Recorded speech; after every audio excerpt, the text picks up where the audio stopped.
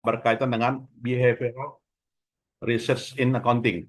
Dan definisi dari definisi dari behavioral research accounting di sini lingkupnya meliputi riset positif, ya. Riset positif, apakah risetnya berkaitan dengan pasar modal, ya, yang dalam hal ini riset pasar modal mengetahui sejauh mana surat berharga, ya, surat berharga itu bereaksi terkait dengan informasi akuntansi, ya, adik-adik, ya. Selain itu juga terkait dengan keagenan. Nah, nanti kita di pertemuan berikutnya juga akan membahas ini secara khusus yang namanya teori keagenan, ya. Jadi bicara teori keagenan, nah di sini ingin melihat apakah aktivitas ekonomi, gitu ya, ini ditentukan dari pemilihan metode akuntansi. Selain itu juga berkaitan dengan behavioral accounting research. Nah, jadi berkaitan dengan ya bagaimana orang-orang secara aktualnya menggunakan dan juga memproses informasi akuntansi. Nah, jadi inilah yang namanya behavioral research accounting. Jadi pasar modal masuk, agensi masuk, dan juga keperilakuan orang juga masuk. Nah, inilah lingkup dari behavioral research accounting, ya, ada di sekalian. Dan pasar modal, gitu ya. Dan pasar modal ini dipandang sebagai suatu level makro, gitu ya. Artinya gambaran umum aja, dan masalah keagenan dan juga keperilakuan, jadi itu level mikro. Nah, jadi behavioral research accounting itu sendiri dibagi makro dan mikro. Nah, kalau dia makro capital market, sedangkan mikro itu adalah agency dan behavioral research. Dan capital market dan agency teori di sini ini merupakan kedua-duanya didasari pada asumsi, gitu ya. Jadi asumsinya apakah asumsi ekonomi, gitu kan, atau juga asumsinya perorangan personal, gitu ya, yang dalam hal ini tujuannya adalah merasionalisasi atau juga memaksimalisasi kesejahteraan. Nah, jadi itu yang namanya pasar modal. Selain itu juga riset-riset keperilakuan didasarkan pada aspek ini, ya, aspek psikologi. Selain dari aspek psikologi, aspek sosiologi. Selain dari aspek sosiologi, aspek keorganisasian, dan juga secara umum tidak menggunakan asumsi-asumsi yang berkaitan mengenai orang-orang yang diinginkan, gitu ya.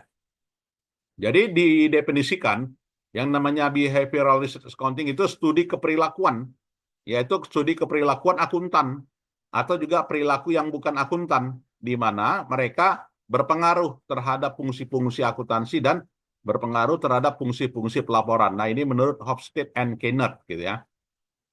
Nah, inilah definisi dari riset keperilakuan, dan ini banyak nantinya dipraktikkan dalam riset-riset, ya.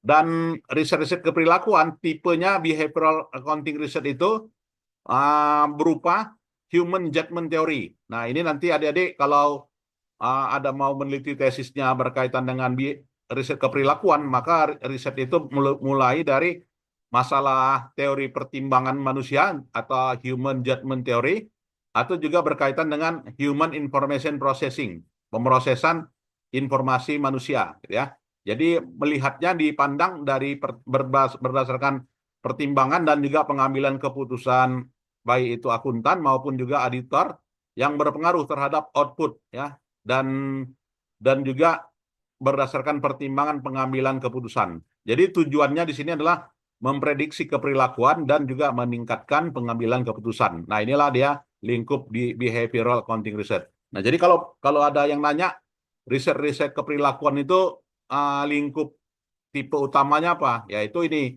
HJT dan juga HIP, ya. Jadi Human Judgment Theory dan Human Information Processing, ya. Nah, behavioral research accounting ini sangat penting. Kenapa dia sangat penting? Karena mencakup bagaimana orang-orang berproses dan juga menyajikan informasi akuntansi. Jadi nilainya adalah nilai yang dalam hal ini berbeda, ya, untuk menghasilkan, memproses dan juga melihat reaksi, ya, informasi akuntansi dan mengkomunikasikan hasilnya, ya. Dan juga behavioral research accounting di sini bermanfaat, ya, untuk menyajikan informasi, yaitu berkaitan dengan regulasi yang ditelurkan terkait dengan keandalan informasi akuntansi. dan mengacu pada masalah efisiensi dan juga praktik kerja dan dari akuntan dan juga para profesional lainnya. Dan behavioral research accounting itu sendiri dikembangkan tahun 54 ya. Jadi human judgment theory itu tahun 54. Jadi lebih tua dia. Nah, sedangkan behavioral research accounting theory itu tahun 67. Nah, jadi memang human judgment theory itu lebih awal ya. Lebih awal dibanding dengan behavioral research accounting theory. Dan juga dalam 30 tahun behavioral accounting research itu spesialnya adalah masalah audit ya, masalah pertimbangan audit ya, itulah disebut dengan judgment, serta model namanya Brunwich Lens model ya.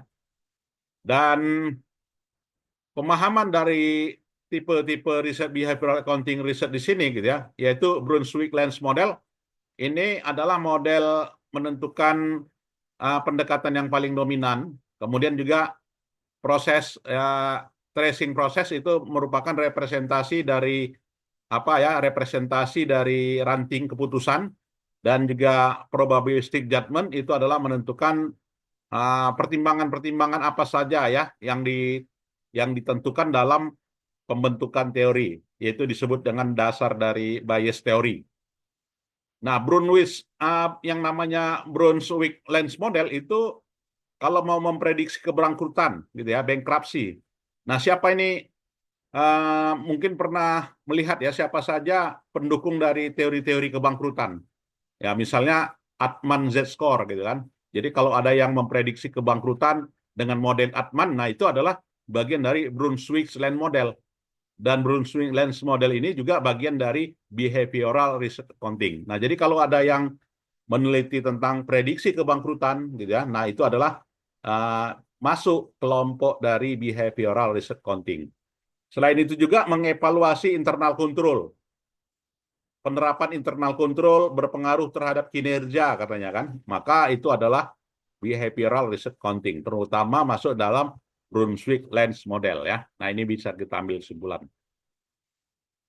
Dan Brunswick Lens model juga menyediakan nilai berupa bukti-bukti apa saja ya yang mendukung dari fungsi dan tugas, serta mempertimbangkan pengambilan keputusan yang secara eksplisit menyajikan informasi di dalamnya, dan juga secara relatif keakuratan pengambilan keputusan yang berbeda dalam memprediksi dan juga mengevaluasi tugas ya, serta melihat model human behavior ya, artinya perilaku manusia yang dalam hal ini sebagai outputnya ya.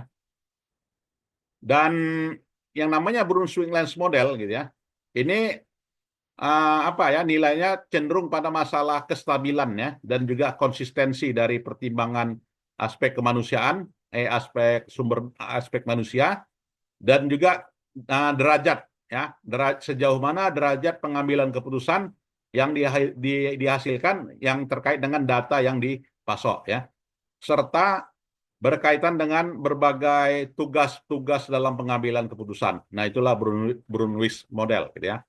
Jadi memang Brunswick model ini prediktif ya. Dan prediktif itu membuang aspek-aspek random dan juga pentingnya keterbatasan dan juga gambaran ya secara aktual dalam pengambilan keputusan. Dan juga metode pemrosesannya meliputi penjelasan ya bagaimana keputusan yang ditelusurinya proses pengambilan keputusan, serta hasil yang didapatkan ya yang ditunjukkan dari sebuah proses ya, serta klasifikasi dan juga regresi dari ranting-ranting yang disebut dengan CART. Dan juga ya probabilistic judgment ya, di mana Brunswick model itu merupakan aspek mempertimbangkan aspek peluang ya, berdasarkan peluang, di mana peluang itu adalah rasio level keyakinan ditambah dengan peristiwa yang terjadi sudah di masa yang lalu. Nah, ini namanya probabilistic judgment. Nah, lens model juga menelusuri terkait dengan keakuratan ya, masalah prediksi manusia di masa yang akan datang, terutama prediksi lingkup bisnis di masa yang akan datang, serta masalah human behavior ya, kemudian juga penyajian informasi dari literatur dan juga menggunakan literatur berdasarkan berbagai pertimbangan ya, judgment.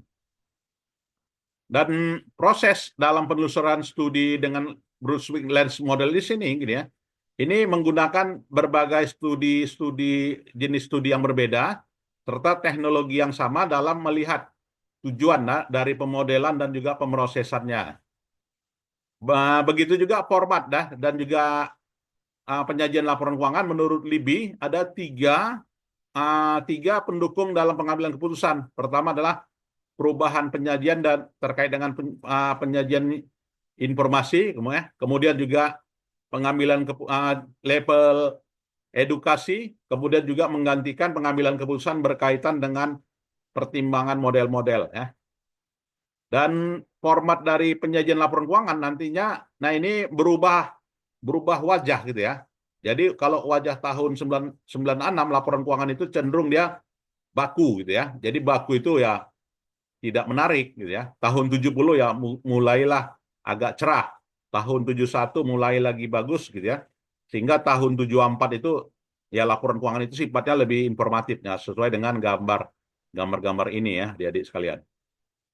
Ya, mungkin ada yang mau kita diskusikan, boleh ya, silakan. Sambilan kita bertanya, boleh ya, silakan. Ya, begitu juga penyajian dan format penyajian laporan keuangan ya. Jadi bisa menggunakan grafik, bisa menggunakan tabel, ya, bisa menggunakan gambar hitam putih, ya, atau gabungan semuanya. Nah, dan dikembangkan dari teori. Ya. Dan probabilistic judgment di sini menggunakan tiga aturan, yaitu aturan keterwakilan, representativeness, aturan ketersediaan, availability, dan juga aturan penyesuaian ya, ensuring and adjustment. Jadi expert judgment dan juga rule of thumb-nya di sini. Nah, jadi yang namanya keterwakilan ya, di mana peluang ya keterwakilan ya dari suatu populasi di mana ditentukan dari sebuah populasi, dan juga availability ditentukan dari kemungkinan didasari pada peristiwa, dan juga adjustment ditandai dari respon ya. Respon atau juga informasi lain yang digunakan untuk merespon ya. Serta akuntansi keperilakuan ya, teknik ini diadopsi dari interpretasi penyajian informasi yang dalam hal ini dipandang dari berbagai sudut pandang perspektif, serta akuntansi ini berhubungan dengan fungsi-fungsi yang berhubungan langsung dari perilaku dan juga aktivitas. Jadi dua arah pendekatan ya. Namun begitu, yang namanya behavioral research accounting ini tetap juga ada keterbatasan ya. Jadi yang namanya behavioral research accounting ini ada terbatasnya di mana? Ya, terkait dengan temuan ya. Terkadang temuannya kontradiksi ya, jadi nggak sama. Ya, namanya juga meneliti perilaku kan. Tiap orang itu beda perilakunya. Ya, tiap orang itu beda seleranya. Tiap orang itu beda rasanya. Tiap orang itu beda suasananya, sehingga hasilnya tidak konsisten satu sama lain. Nah, ini keterbatasan dari riset-riset perilaku ya. Nah, makanya orang nggak mau. Kalau saya cenderung ngapain? Saya ngeriset perilaku. Saya lebih cenderung riset data sekunder karena udah jelas kan datanya fakta ya, jadi nggak apa. Nah ini. Dan juga pemrosesan informasi sumber daya manusia sangat kompleks ya, dan dikembangkan dari berbagai teori-teori yang ada dan juga metode-metode yang ada ya. Dan risetnya disetting terkait dengan kecukupan dan juga terkait dengan mengandung replikasi dari dunia yang nyata ya. Nah, ini namanya riset keperilakuan. Sulit kita menundukkan ya sesuatu yang nyata di dunia dengan teori yang ada ya. Ya, serta dapat ya menundukkan kebijakan ya yang berpengaruh terhadap riset dan juga pengambilan keputusan ya. Dan keterbatasan utama ya dari dari riset-riset ini ya terkait dengan banyaknya multidisiplin ilmu yang terlibat ya. Jadi kita mau meneliti riset-riset perilaku, maka kita harus menguasain sosiologi, kita mau menguasain psikologi, kita harus menguasain misalnya ilmu sistem informasi ya kan, teknologi informasi. Nah, itu disiplin-disiplin itu banyak. Jadi bagaimana kita mau menyatukan banyak disiplin itu? Tentu saja konteksnya harus sama ya. Jadi dalam sebuah kerangka yang sama ya. Dan teori tunggalnya di sini yang berkaitan dengan kemampuan untuk melihat di masa yang akan datang ya. Nah, kalau bagi auditor apa sih kepentingan mereka terhadap yang namanya riset perilaku di sini? Nah, auditor itu ingin mengetahui sejauh mana karakteristiknya, kemudian juga faktor-faktor apa saja yang berdampak, dan juga peluang-peluang riset yang berkaitan dengan realisme dan juga simplikasi dalam desain-desain risetnya. Nah, jadi bagi auditor itu mau tidak mau ya, yang namanya behavioral research accounting itu sesuai dengan apa ya, karakteristik terbaik dan juga beberapa faktor-faktor yang menentukan pertimbangan yang diambil oleh auditor.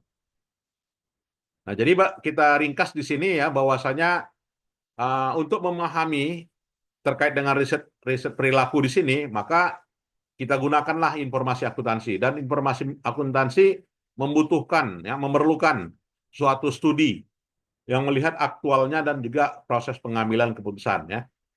Serta behavioral research accounting di sini dapat digunakan ya untuk menjelaskan ya dan juga memprediksi dan juga meningkatkan pengambilan keputusan.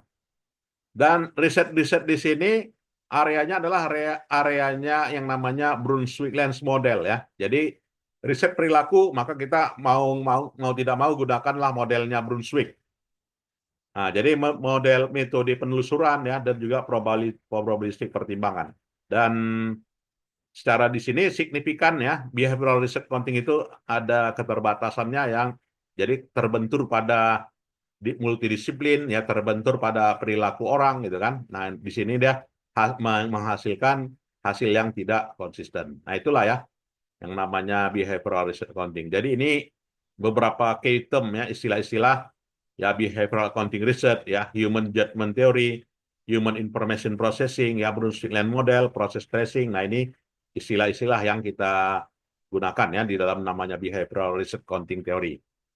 Nah, kira-kira kalau dari adik-adik sekalian usulan tesisnya ini ada nggak masuk behavioral research accounting theory? Nah, kalau mau diresumekan, ada nggak?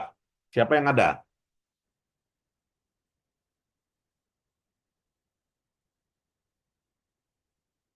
Ya, mungkin ada ya. Jadi itu nanti kita terapkan ini di dalam tesis ya. Baik. Nah, ini habis ya bahannya. Mungkin ada yang mau diskusi, silakan. Silakan. Ansor, Catherine, silakan. Jepon, Putri Ayu, silakan. Suci, Normala, ada? Ya, kalau tidak ada, saya kira itu sajalah ya pertemuan kita di sore hari ini ya. Jadi bahannya udah tersampaikan ya. Baik, selamat sore dan nanti bahannya saya share ya. Selamat sore, Assalamualaikum warahmatullahi wabarakatuh. Waalaikumsalam warahmatullahi wabarakatuh. Ya, Makasih, Pak. terima kasih, boleh meninggalkan ruangan.